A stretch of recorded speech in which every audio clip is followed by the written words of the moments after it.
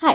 एक क्वेश्चन था कि आपको कैसा लगेगा अगर आप अपनी कंपनी के लिए सालों तक दिन रात मेहनत करते हो, अपने कलीग्स की मदद करते हो, डेडलाइंस पे सारा काम खत्म करते हो और ज़रूरत पड़ने पर ओवर टाइम भी, लेकिन इसके बदले में ना आपको कोई प्रमोशन मिलता है ना कोई रिवॉर्ड, बल्कि आपकी कंपनी आपको धक्के मार के काम से बाहर निकाल देती है, तो आपको कैसा लगेगा? बिल्कुल यही होता है हमारी कहानी की फीमेल लीड के साथ। हाय, वेलकम टू महावा बूथ। ये हमारा एक कोजी कॉर्नर है जहां हम बात करेंगे अमेजिंग महावा स्टोरीज, अनफॉरगेटेबल कैरेक्टर्स और हिडन जेम्स की। अगर आप कभी मानवा पढ़ना पसंद है और नई नई स्टोरीज डिस्कवर करना पसंद है तो आप बिल्कुल सही जगह आए हैं। तो चलिए बिना किसी डिले के शुरू करते हैं हम अपनी आज की स्टोरी। अब हमारी कहानी की फीमेल लीड का नाम पाक हो जाएंगे, जो बहुत ही मेहनत और शिद्दत से अपना काम करती है, लेकिन सारा क्रेडिट उसके कॉलीग्स ले जाते हैं और आखिर में एक गलती की पूरी जिम्मेदारी पाक होजोंग पर डालकर उसे कंपनी से निकाल दिया जाता है। अब बेवजह कंपनी से निकाल दिए जाने पर पाक होजोंग का दिल बहुत टूट जाता है और वो रोते रोते अपने घर पहुंचती है और एक कसम खाती है कि आज और अभी से वो सिर्फ अपने लिए जिएगी और किसी के लिए नहीं। लेकिन यहाँ पर कहानी में एक ट्विस्ट आता है। अगले दिन जब पाक होजोंग की आंख खुलती है तो वो अपने अपार्टमेंट में नहीं, बल्कि एक अनजान जगह में एक अनजान लड़की के शरीर के अंदर होती है। अब धीरे धीरे जिस लड़की के शरीर के अंदर पाक होजोंग होती है उसकी मेमोरी उसके दिमाग में आने लगती है। अब उसे पता चलता है कि उसका नाम क्लोई है और वो एक पावरफुल ड्यूकडॉम की डचेस है जिसकी शादी को भी कुछ ही समय हुआ है। लेकिन यहाँ पर भी एक बहुत बड़ी प्रॉब्लम है। भले ही वो डचेस है लेकिन उसकी रिस्पेक्ट यहाँ पर बिल्कुल नहीं है। अब रियल क्लोई जो थी वो नेचर वाइज बहुत ही इंट्रोवर्ट और डरपोक लड़की थी और cherry on the top Duke के साथ उसकी कॉन्ट्रैक्चुअल मैरिज हुई थी, जिसमें ड्यूक उसको सब कुछ प्रोवाइड करता है, पैसे, कपड़े, वेल्थ, ज्वेलरीज, एवरीथिंग, लेकिन प्यार और अटेंशन बिल्कुल नहीं था। अब इस कारण ड्यूकडॉम में क्लोई की कोई इज्जत नहीं थी और उसकी जो मेट्स थी, पर्सनल मेट्स, वो भी उसे बुली करा करती थी। अब काफ़ी दिन बीत गए लेकिन पाक होजोंग अपनी ओरिजिनल बॉडी में वापस नहीं जा पाई थी। तब उसे इतना तो समझ में आ गया कि शायद वो कभी अपनी पुरानी ज़िंदगी में वापस नहीं जा पाएगी और अगर उसे इस दुनिया में जीना है तो इस बार वो क्लोई बनकर सिर्फ अपने लिए जिएगी। और उसका पहला कदम था अपने लिए स्टैंड लेना, जिसकी शुरुआत वो करती है मिसेस कॉलिन से, मेंशन की हेडमेड और क्लोई को बुली करने की मास्टरमाइंड। जब मिसेस कॉलिन उसके साथ बदतमीजी करती है तो सबके सामने क्लोई उसे एक जोर का थप्पड़ मारकर उसे उसकी जगह दिखा देती है। उस दिन के बाद मेंशन की कोई मेड क्लोई को बुली करने की हिम्मत नहीं करती, लेकिन सिर्फ रिस्पेक्ट से जिंदगी नहीं चलती। अब क्लोई को अपनी इस नई जिंदगी में एक छोटा सा सुकून भी चाहिए था और उस सुकून का नाम था चाय। अपनी पुरानी जिंदगी में ऑफिस के स्ट्रेस, ओवर टाइम और थकान के बीच एक कप गर्म चाय ही उसका सबसे बड़ा कंफर्ट हुआ करता था। लेकिन तब उसके पास इतने पैसे नहीं थे, इसलिए वो कभी अपने इस शौक को खुलकर नहीं जी पाई। लेकिन अब उसके पास पैसे की कोई कमी नहीं थी, तो पहली बार वो अपने हस्बैंड से डिमांड करती है चाय की।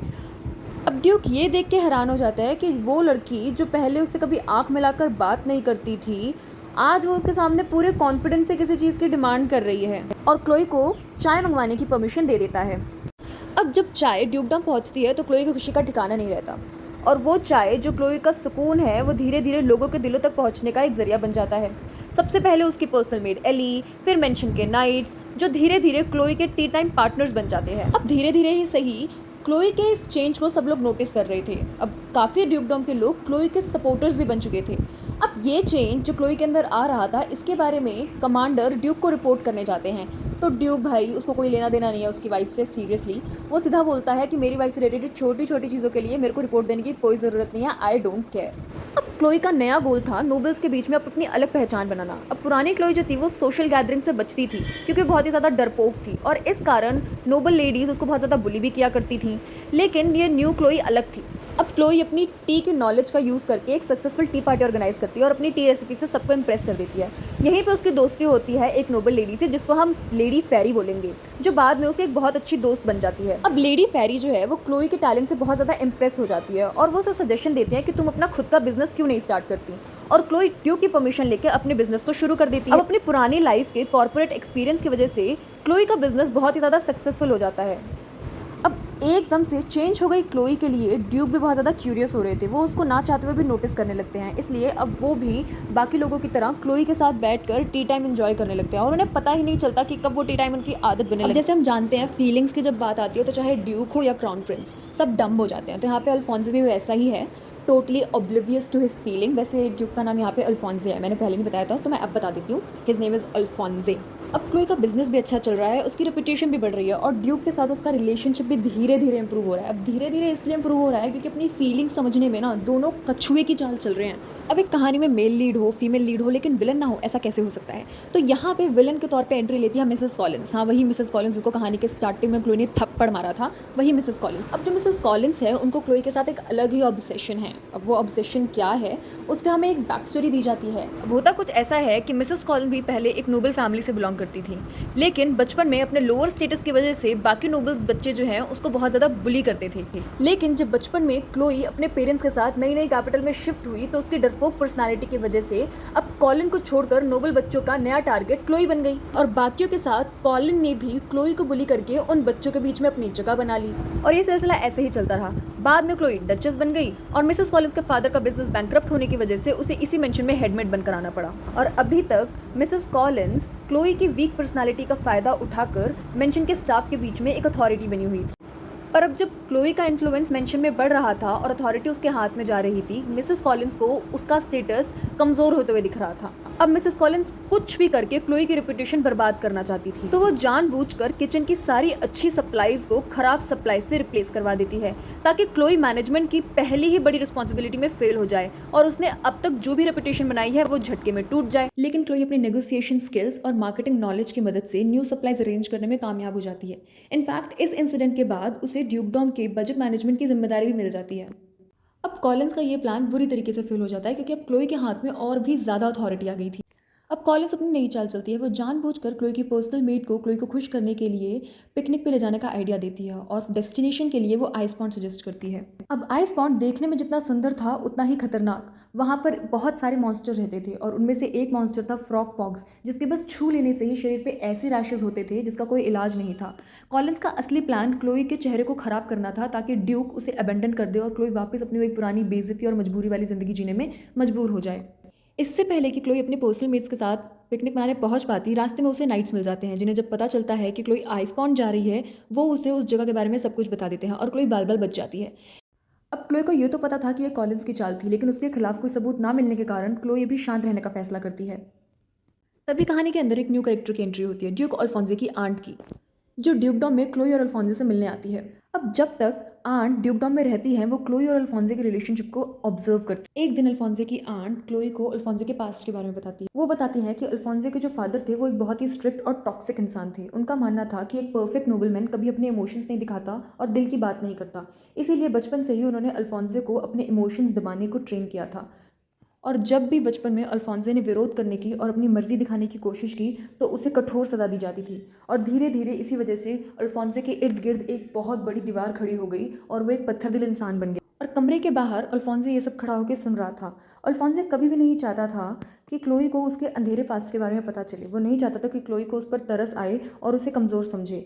लेकिन जब क्लोई उसके पास पहुंचती है तो उसका रिएक्शन अल्फोंसे की उम्मीद से बिल्कुल अलग होता है। क्लोई उसे देखती है और धीरे से कहती है कि अगर तुम रो नहीं सकते तो मैं तुम्हारे लिए रोऊंगी। अल्फोंसे चुप रह जाता है और क्लोई मुस्कुराते हुए कहती है कि तुम बहुत अच्छे इंसान हो और तुम्हें कभी ये नहीं सोचना चाहिए कि तुम प्यार करने के लायक नहीं हो। अब ये पहली बार था जब किसी ने अल्फोंसे को उसके टाइटल, उसकी ताकत और उसकी पोजीशन से नहीं बल्कि एक इंसान के रूप में देखा था। और उसी पल से अल्फोंसे का दिल का वो इमोशंस का बंद दरवाज़ा क्लोई के लिए खुल जाता है और अल्फोंसे को समझ में आ जाता है क्लोई उसके लिए बहुत ही इंपॉर्टेंट इंसान बन चुकी है। अब देखते देखते क्लोई के बर्थडे का दिन आता है। अब पार्टी के लिए जब क्लोई रेडी होकर नीचे उतरती है तो उसे देख के सब शॉक हो जाते हैं, इंक्लूडिंग उसकी फ्रेंड लेडी फेरी। वो उसे बताती है कि क्लोई एकदम अल्फोंसे की एक्स गर्लफ्रेंड की तरह तैयार हुई है। अब क्लोई को ये तो पता था ये किसकी चाल थी, लेकिन उसका पार्टी में पहुंचना बहुत ज़रूरी था, तो वो फटाफट अपनी फ्रेंड लेडी फेरी की मदद से चेंज करके समय से पहले पार्टी में पहुंच जाती है। अब यहाँ पे फाइनली इस कॉलिन का भांडा फूट जाता है, उसकी सारी एविल स्कीम सामने आ जाती है और उसे एक नोबल को नुकसान पहुंचाने के जुर्म में कोर्ट ले जाया जाता है, जहाँ पे जज उसे फांसी की सज़ा सुनाते हैं। और अपने इस ऑब्सेशन के चक्कर में आखिरकार कॉलिन्स अपने जान से हाथ धो बैठती है। अब कहानी के अंदर एक न्यू विलन की एंट्री होती है, लेडी अरियाना, जो अपने आप को ड्यूक की एक्स गर्लफ्रेंड और एक्स लवर मानती है। और अपने इस डिल्यूजन के चक्कर में लेडी अरियाना क्लोई के खिलाफ सोसाइटी में बुरे बुरे रूमर्स फैलाने लगती है कि किस तरीके से ड्यूक बहुत ही जल्दी क्लोई को डिवोर्स दे देंगे क्योंकि क्लोई अभी तक ड्यूक को एक बच्चा नहीं दे सकी। और यहाँ आता है इस कहानी का ग्रैंड ग्रैंड मोमेंट, जहाँ पे ड्यूक अल्फोंसे सारे कैपिटल और नोबल्स के सामने क्लोई से अपने प्यार का इजहार करता है। अब इस मोमेंट के बाद लेडी एरियाना पागल सी हो जाती है। वो पूरी कोशिश करती है कि वो क्लोई के बिज़नेस को ख़राब कर दे, लेकिन अब हमारे ड्यूक एंड डचेस साथ में हो चुके हैं और वो साथ में मिलके इसके सारे प्लान्स को फ्लॉप कर देते हैं। सब कुछ बहुत अच्छा चल रहा है। क्लोई और अल्फोंसो ने एक दूसरे से अपने प्यार का इजहार कर दिया। उनकी मैरिड लाइफ बहुत अच्छी चल रही है। क्लोई का बिजनेस बहुत सक्सेसफुल है और कैपिटल में बहुत ज़्यादा फेमस हो गई है। लेकिन क्लोई को अब अंदर ही अंदर एक गिल्ट खाया जा रहा है कि वो अपनी ज़िंदगी नहीं बल्कि किसी और की ज़िंदगी जी रही है। उसे बुरे सपने आने लग गए हैं कि रियल क्लोई वापस आकर उससे उसकी ज़िंदगी वापस मांग रही है। अब क्लोई इस डर के साथ नहीं जीना चाहती थी, तो वो फैसला करती है वो अपने जैसे और लोगों को ढूंढेगी और आखिरकार उसे एक ऐसा इंसान मिल भी जाता है। जिस तक जब क्लोई पहुंचती है तो उसे पता चलता है कि अपनी रियल बॉडी में वापस जाना पॉसिबल नहीं है, लेकिन अपनी रियल बॉडी से कॉन्टैक्ट करना पॉसिबल है।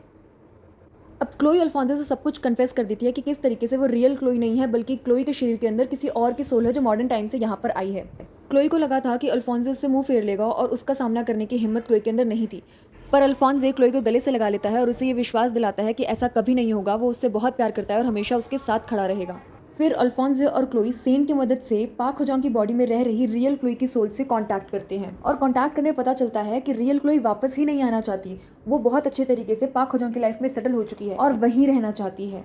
रियल क्लोई जो एक पहले ऐसी सोसाइटी में फंसी हुई थी जहाँ वो अपने लिए जी नहीं पा रही थी, अब पाक होजोंग की लाइफ में अपने लिए जीना चाहती थी। आखिर में रियल क्लोई और पाक होजोंग एक दूसरे से अपनी लाइफ खुशी से जीने का प्रॉमिस लेकर एक दूसरे को अलविदा कहती हैं। अब यहाँ पे कहानी का एक बहुत ही प्यारा मोमेंट आता है जहाँ पे ड्यूक क्लोई उर्फ पाक होजोंग से शादी करता है, क्योंकि जो पहली शादी थी वो क्लोई के साथ थी, ना कि पाक होजोंग के साथ। समय के साथ क्लोई और अल्फोंसो का रिश्ता और गहरा होता चला गया और फिर उनकी ज़िंदगी में आई उनकी सबसे बड़ी खुशी, उनकी प्यारी सी बेटी। अब क्लोई के पास सब कुछ था, एक प्यार करने वाला पति, एक प्यारी सी बेटी, अपने दोस्त, अपना परिवार और सबसे ज़रूरी वो ज़िंदगी जिसे जीना वो हमेशा से चाहती थी। और इसी के साथ पाक होजोंग यानी हमारी क्लोई और ड्यूक अल्फोंसो की कहानी अपने एक खूबसूरत हैप्पीली एवर आफ्टर तक पहुंच जाती है। ये एक बहुत ही कोजी स्लो बर्न रोमांस मानवा है जिसके टोटल 142 चैप्टर्स हैं। इस कहानी की सबसे अच्छी बात मुझे ये लगी कि क्लोई की पूरी ज़िंदगी सिर्फ उसके हस्बैंड के आसपास नहीं घूमती। उसकी अपनी एक पहचान है, उसका अपना पैशन है और अपने ड्रीम्स हैं। इसके अलावा कहानी के अंदर अननेसेसरी पॉलिटिकल ड्रामा बिल्कुल नहीं है। पूरी कहानी अल्फोंसो और क्लोई के रिलेशनशिप और क्लोई के एम्पावरमेंट और ग्रोथ के ऊपर फोकस्ड है। इसके अलावा अगर बात करें कहानी की कमियों की, तो कई जगह से कहानी का पेस काफ़ी स्लो हो जाता है और ऑब्वियस सी बात है क्योंकि स्टोरी का मेन थीम टी है, तो कहानी के अंदर काफ़ी प्रॉब्लम्स का सोल्यूशन यहाँ पे टी को ही दिखाया गया है, जो कि कई जगह पे एक्सेसिव हो जाता है। लेकिन अगर आपको slow burn romance, wholesome moments और कैरेक्टर ग्रोथ पसंद है तो मैं 50 T recipes from the duchess को डेफिनेटली रिकमेंड करूँ। लेकिन अगर आपने ये मानवा पहले से पढ़ रखा है तो अपना favourite moment from this story comment section में ज़रूर शेयर कीजिएगा। और इसी के साथ आज की ये वीडियो यही एंड होती है। अगर आप इस वीडियो के एंड तक मेरे साथ बने रहे तो दिल से बहुत बहुत थैंक यू। मिलते हैं बहुत जल्द एक और अमेजिंग मानवा स्टोरी के साथ। तब तक के लिए हैप्पी रीडिंग, टेक केयर।